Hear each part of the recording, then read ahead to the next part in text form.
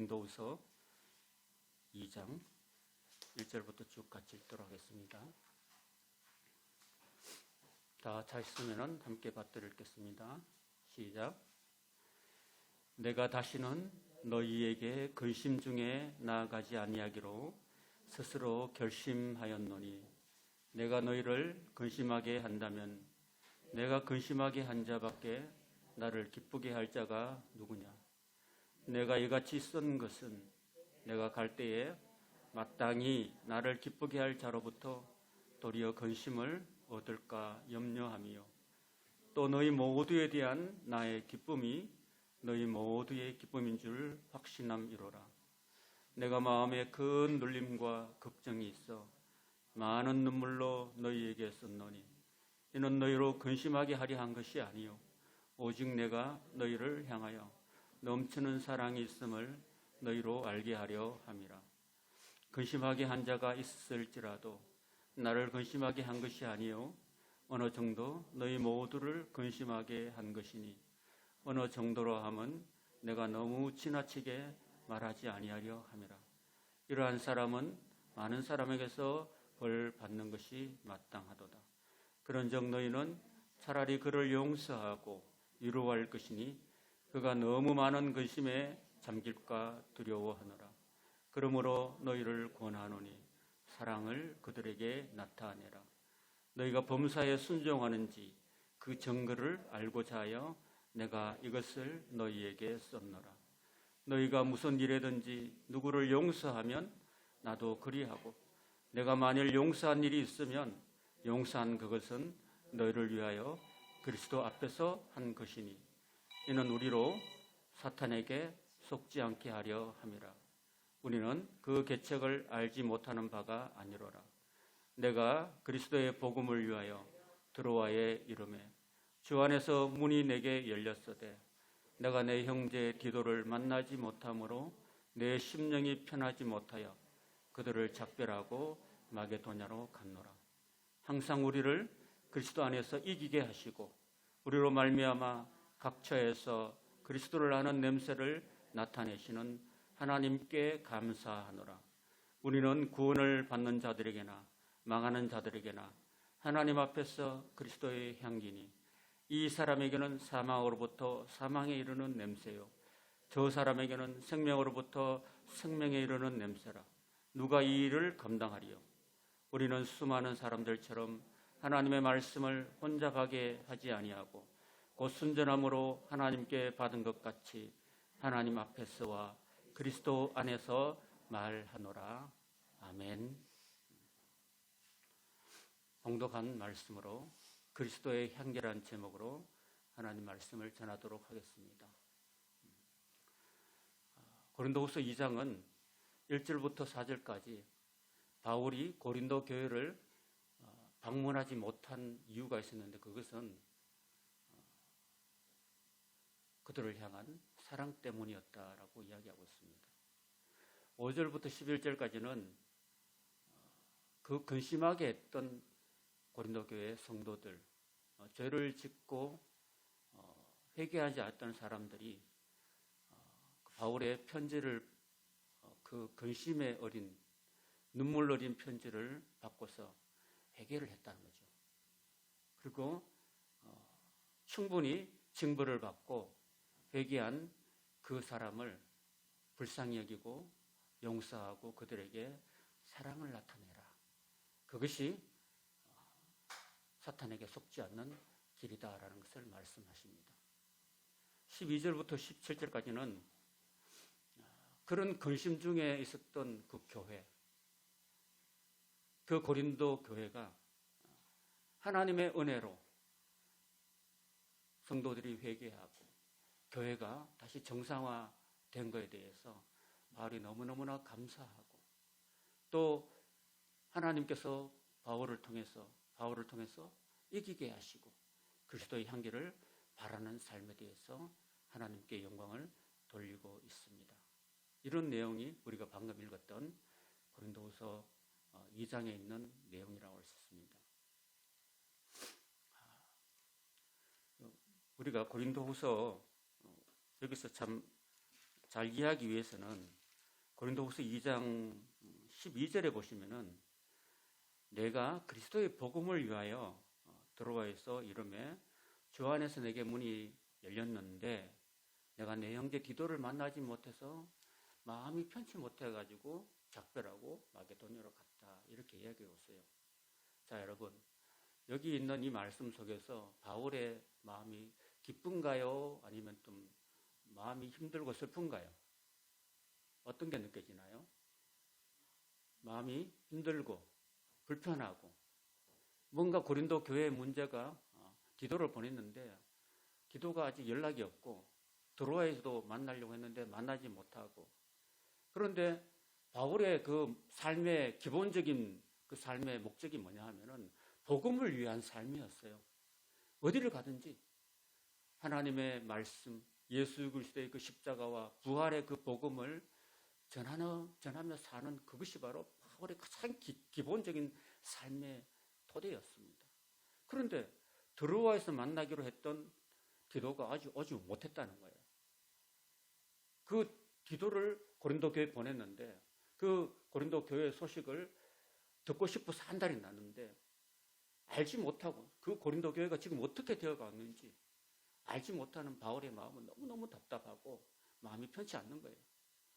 그래서 거꾸로 이렇게 마게도냐를 거쳐서 드로아를 거쳐서 에베소에 오기로 했던 디도가 오지 않아서 바울이 견디다 못해서 그 반대 방향으로 거슬러 올라간 거죠. 드로아에 올라가 보니까 아직도 안 온 거예요. 근데 드로아에 있는 많은 사람들이 에베소에서 지금 놀라운 복음 사역을 이루고 말씀이 흥황하는 그 소문을 들은 거죠. 그래서 바울이 온다는 소식을 들은 그 드로아에 있는 사람들이 많은 사람들을 불러가지고 불신자들을 다 초청해가지고 바울로부터 하나님의 말씀을 들으려고 모였던 거죠. 그래서 사실은 그 복음의 문이 열린 거예요. 하나님께서 바울에게 그 복음을 전할 수 있는 문을 열어주신 거예요. 그래서 사도 바울이면, 평소에 사도 바울이면은 당연히 거기서 복음을 전했겠죠. 근데 지금 바울의 마음은 편치 않는 거죠. 왜? 그 고린도 교회의 문제, 그 회개하지 않아서 정말 근심하게 하는 그 성도들의 그 문제 때문에 마음이 편치 않았던 거죠. 그래서 작별하고 갔다는 거죠. 복음의 한 영혼을 구원할 수 있는, 수많은 영혼을 구원할 수 있는 그런 기회가 주어졌음에도 불구하고 바울의 마음은 편치가 않았다는 거죠. 그래서 작별하고, 지금 내 마음이 편치 않다. 성도 여러분, 제가 지금 고린도 교회 문제 때문에 마음이 지금 편치 않습니다. 이 편치 않는 마음으로 여러분에게 복음을 전하기가 너무 힘듭니다 라고 말씀을 드리고 마게도냐 드로아 교회 성도들과 작별했던 거죠. 제가 고린도 교회 문제가 해결되면은 다시 와서 여러분들에게 복음을 전하도록 하겠습니다 라고 양해를 구하고 떠난 거죠.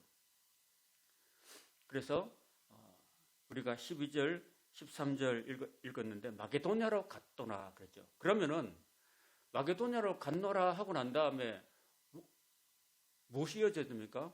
우리가 마게도냐에 이르렀을 때도 이렇게 7장 5절로 바로 이어져야지 맞는 거죠. 그런데 중간에 이제 14절부터 지금 바울이 불편하다 그래놓고, 제가 불편한 마음 그래놓고 14절에 보면 이렇게 말해요. 항상 우리를 그리스도 안에서 이기게 하시고 우리로 말미암아 각처에서 그리스도를 아는 냄새를 나타내신 하나님께 감사하노라, 이렇게 말하고 있어요. 뭔가 좀 이상하지 않습니까? 지금 내 마음이 불편해서 마게도냐로 갔더라 그래놓고 그 다음 이어지는 말씀이 하나님께 감사한데요. 복음을 전한 기회를, 들어와서 복음을 전할 기회를 놓치고도 또 하나님께 감사하고 있대요. 뭔가 좀 이상하지 않습니까, 여러분? 그런데 중요한 것은요, 이 고린도 후서를 어디서 썼느냐? 여러분, 어디서 썼냐면은 마게도냐에서 쓴 거예요, 여러분. 마게도냐에 이르렀을 때에 바울이 그렇게 말합니다. 우리가 육체가 편치 못하였고, 그리고 사방으로 환난을 당해서 밖으로는 다툼이요 안으로는 두려움이었다. 그러니까 지금 드로아 교회에서도 마음이 불편해가지고 디도를 만나지 못해서 지금 떠난 거잖아요. 그리고 바다 건너서, 에게해를 건너서 그리스 땅으로, 그리스 땅의 첫 지경인 마게도냐 지방으로 갔다는 거예요. 여러분, 지도를 한번 보여드릴게요. 지도.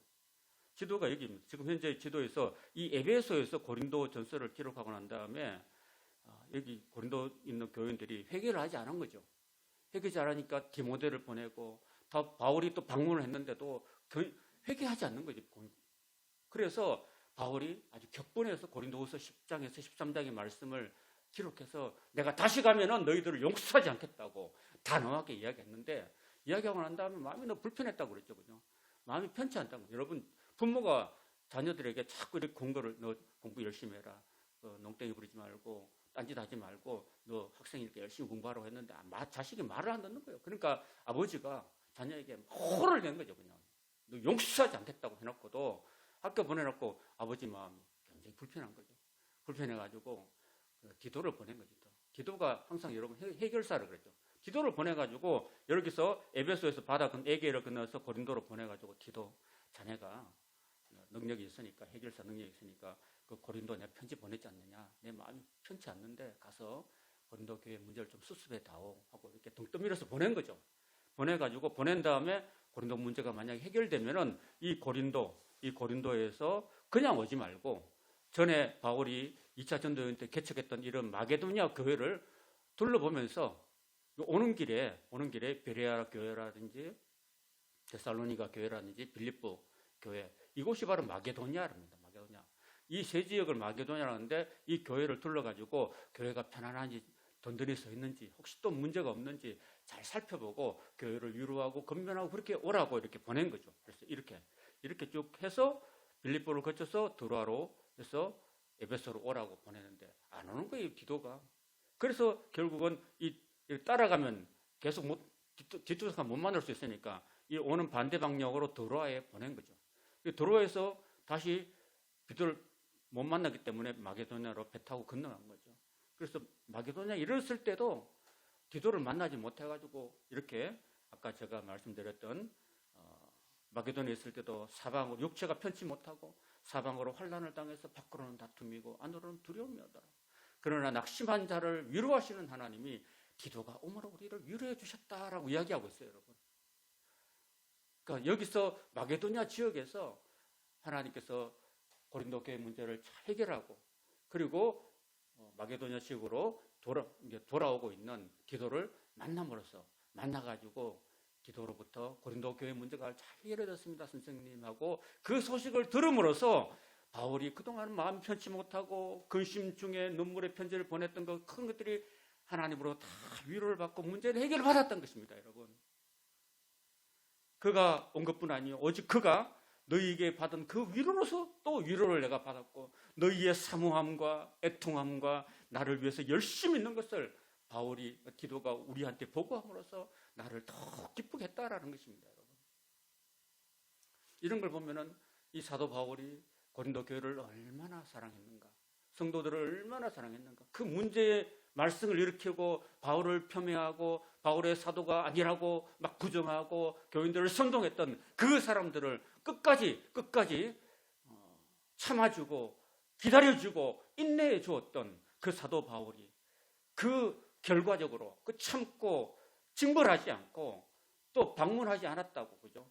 내가 또 방문하면은 그들을 반드시 징벌할 것 같아서 용서하지 않을 것 같아서 안 갔다는 거죠, 여러분. 그 안 갔다는 얘기를 2장 1절에서 4절까지 하고 있는 거예요. 그것은 내가 약속을 안 지키려고 한 게 아니라 너희를 아꼈기 때문에 안 갔다고 그렇게 고백하고 있는 거예요, 여러분. 내가 만약에 가면은 그 반드시 혼낼 것 같아, 내가 가면은.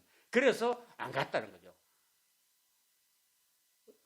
안 갔는데 결국은 기도를 통해서 또는 사도 바울이 보냈던 눈물의 편지를 읽고서 성도들이 그 문제를 일으켰던 주동자들이, 나쁜 사람들이 회개를 했다는 거죠, 여러분. 회개를 하고 징벌을 하고 나니까 징벌을 받고 난 다음에 회개를 한 거죠, 여러분. 그러니까 회개하니까 용서가 되는 거죠, 여러분. 하나님이 우리를 사랑하셔요. 사랑하셔서 아들을 보내주셨고 십자가에 죽게 하셨고 다시 살리셨어요. 그 아들을 우리가 영접하고 우리 구주로 영접하고 우리가 예수님을 따라서 말씀으로 믿음으로 살면 우리가 용서받고 영원한 천국을 얻는 반면에 끝까지 복음을 거부하고 또 대적하고 살면은 용서를 받을 수 없다는 거죠. 그거 똑같은 거죠. 그래서 바울이 그들이 회개했다는 소식을 듣고서 너무너무 마음이 기쁘고 또 마음에 그 위로가 충만히 임한 거죠, 여러분. 그 사랑이 있었기 때문에 그랬던 거죠.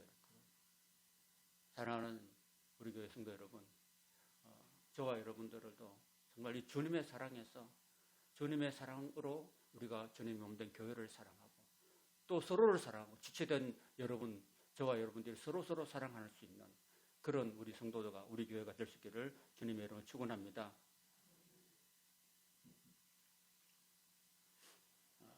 사실은 그 사랑이라는 것은요, 무조건 하고 처음부터 끝까지 서로 뭐 잘못해도 막 이렇게 덮어주는 게 아닙니다. 우리나라 속담 중에 바늘 도둑이 소도둑 된다는 이야기 있잖아요, 그죠?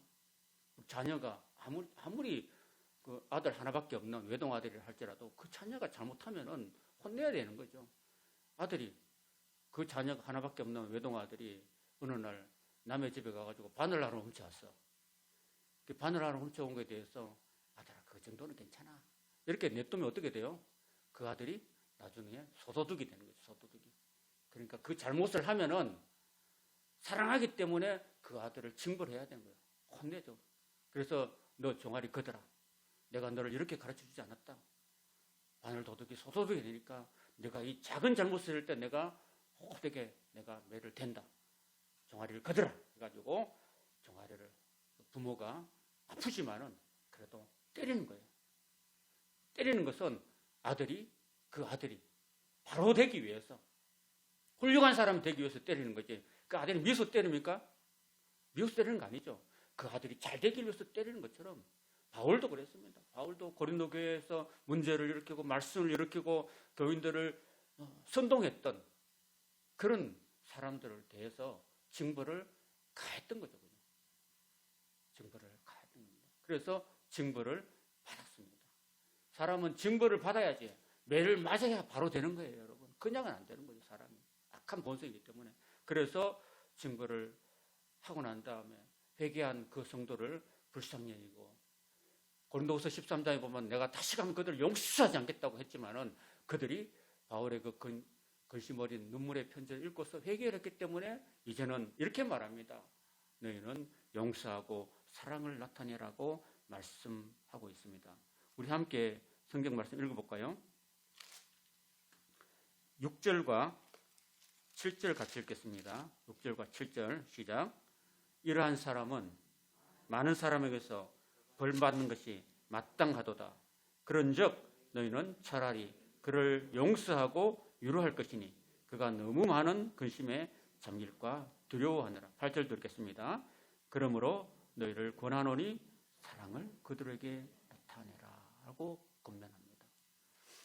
이것이 바로 예수 그리스도의 사랑이고 또 하나님의 사람의 사랑이고 바울 사도의 사랑이라고 할 수 있습니다. 그들이 징벌을 받았습니다.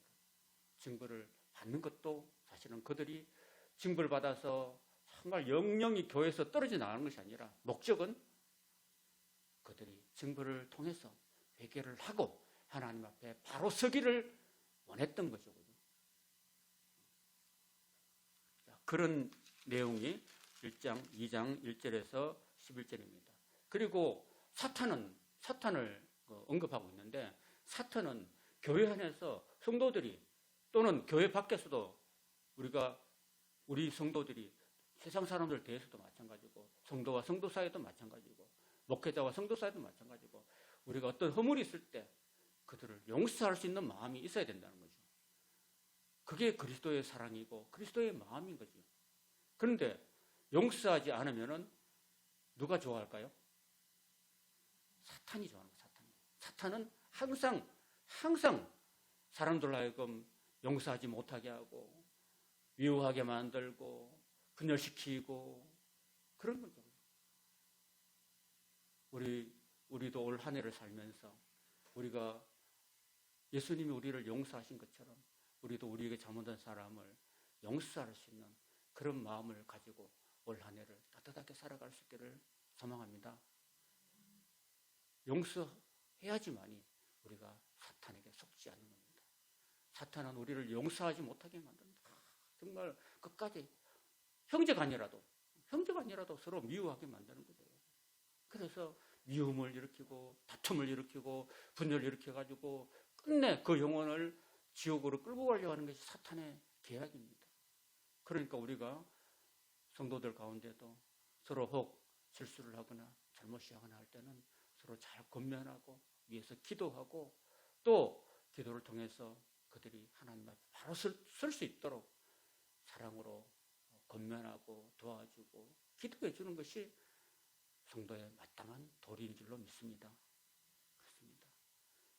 혹시 올 한 해를 살아가면서 저와 여러분 마음속에 누군가를 미워하고 아직도 용서하지 못하는 부분이 있다면 오늘 이 말씀을 통하여서 우리도 용서하고 주님께서 나를 용서해 주신 것처럼 나도 내한테 잘못한 그 사람을 용서할 수 있는 그리스도의 마음을 저에게 주십시오라고 기도하고 또 계속 주님의 사랑을 공급받아서 그 사람을 진심으로 용서해주고 그 사람과 화해하고 그 영혼을 사탄에게 내주지 않는 그 영혼을 하나님께로 끌어들일 수 있는 저와 여러분의 2023년도의 삶이 될 수 있기를 바랍니다. 14절에 보시면은 바울이 아까 그런 말씀했죠. 항상 우리를 그리스도 안에서 이기게 하시고 우리로 말미암아 각처에서 그리스도를 아는 냄새를 나타내신 하나님께 감사한다고 지금 고백합니다. 여러분 이것은 제가 지금 갑자기 감정이 변하고 있잖아요. 아까 제가 고린도후서를 어디서 썼다고 말씀했습니까? 마게도냐에 썼다고 그랬죠. 마게도냐에서 디도를 만나고 난 다음에 위로를 받고 또 기쁨을 얻고 난 다음에 썼다고 그랬죠. 그죠? 그러니까 지금 디도를 만나지 못해가지고 지금 마음이 편치 못해서 지금 작별하고 마게도냐로 갔다고 이야기한 것은 그 과정이에요. 과정.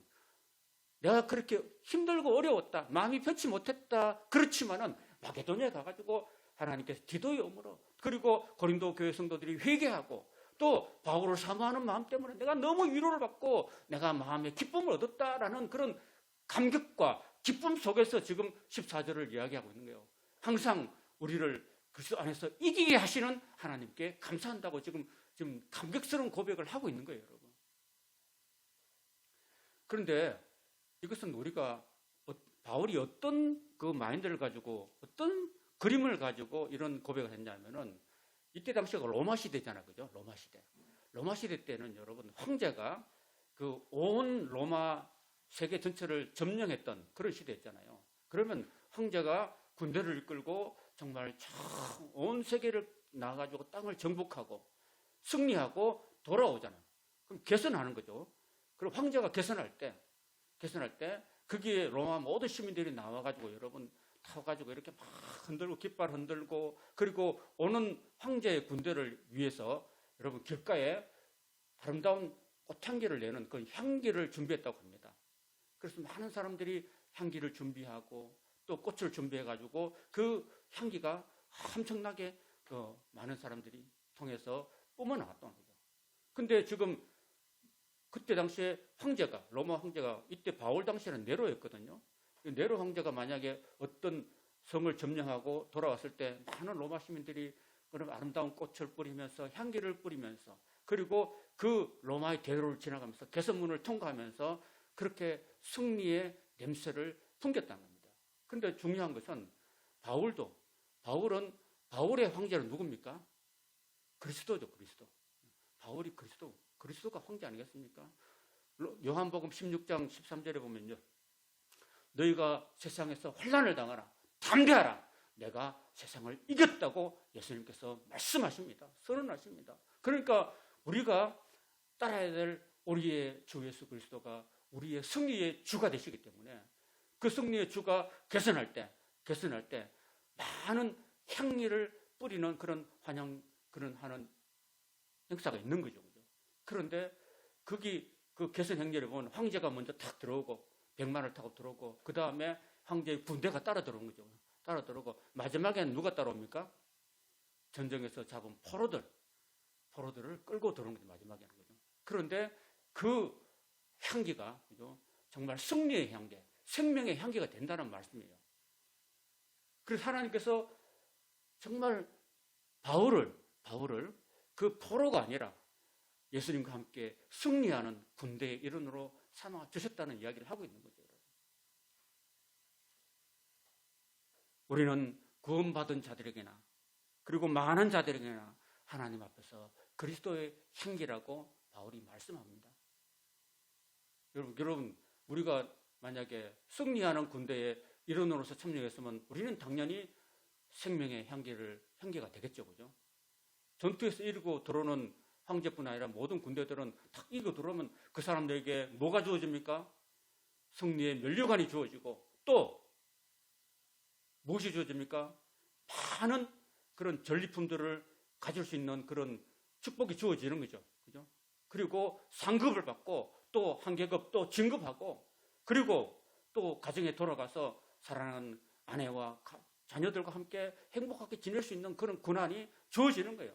그러니까 이 개선 장군에서 승리하고 돌아오는 그런 군대는 그렇게 많은 그런 은혜를 입게 되는 거죠.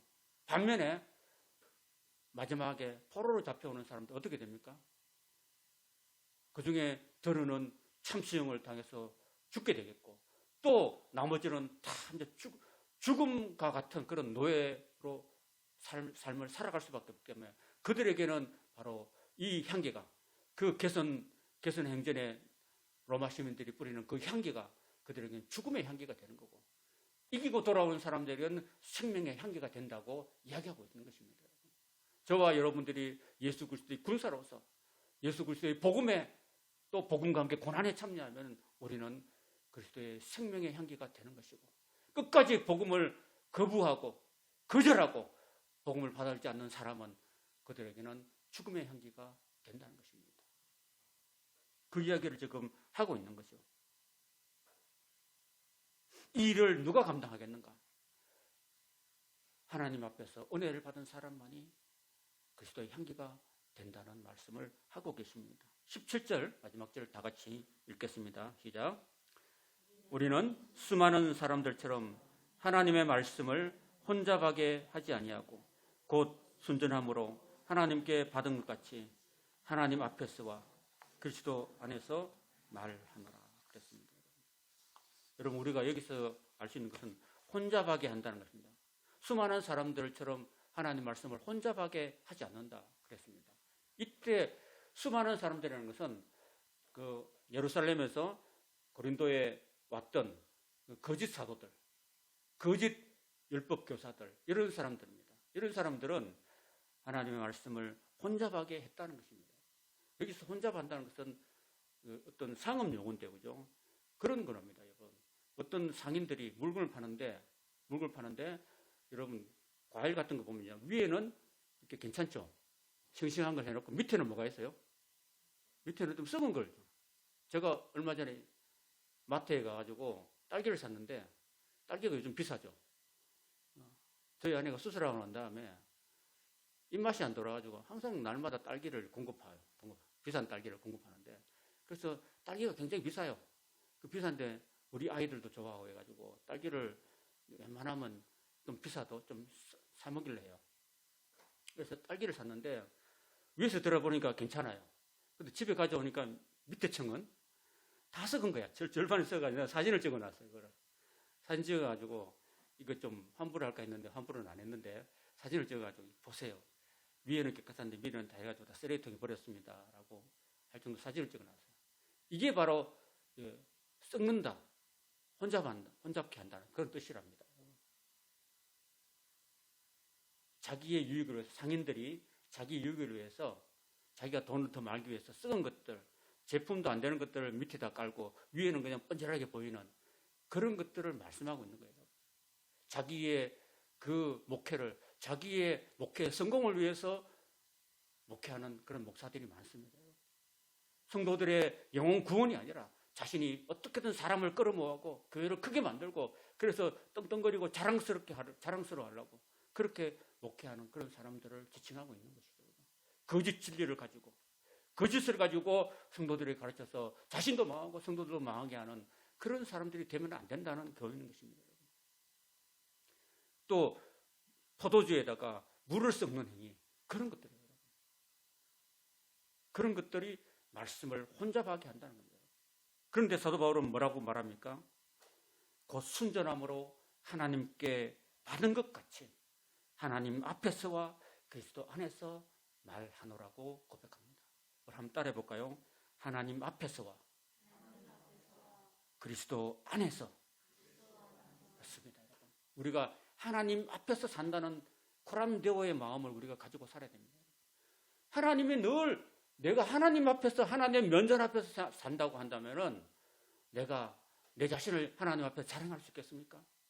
나는 죽을 수밖에 없는 죄인이었고 하나님의 그 크신 긍휼과 사랑 때문에 내가 구원받은 사람인데 그 하나님이 지금 내 눈앞에 계신다고 생각한다면은 내가 거짓으로 살아갈 수 있겠습니까? 내가 내 삶을 하나님 앞에서 다 하나님 지금 내가 보고 있는데 내가 지금 죄를 짓고 살아갈 수 있겠습니까? 그럴 수도 없잖아요. 그죠? 하나님 앞에서 말한다고 이야기하고 또 그리스도 안에서 말한다고 이야기했습니다. 내가 내 스스로가 말한 것이 아니라 내게 능력 주시고 내게 생명 주시는 그리스도 안에 있는 바울 자신을 말하고 있는 것입니다. 오늘 우리가 2023년 한 해를 살아가면서 우리는 이 바울 같은 마음을 가지고 살 수 있기를 바랍니다. 나는 지금 하나님 앞에서 살아가고 있다. 그 하나님 앞에서 살아가고 있으니까 나는 내 스스로를 죽여야 되는 거죠. 나는 날마다 죽노라고 고백한 바울처럼 나는 오늘도 죽습니다. 내 안에 그리스도께서 사시기를 원합니다. 그런 마음 자세로 가지고 바울은 지금 복음을 전하고 있는 겁니다. 사랑하는 성도 여러분, 오늘 고린도후서 2장에서 바울의 그 모습을 통해서 예수 그리스도의 마음과 그 사랑을 우리가 읽을 수 있습니다. 올 한 해 살아가면서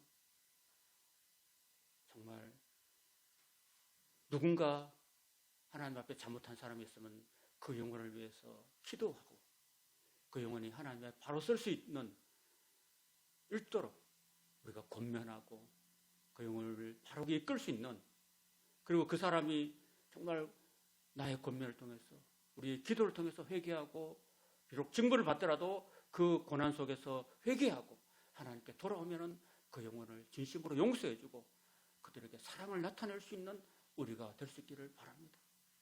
그리고 우리를 이기게 하시는 하나님,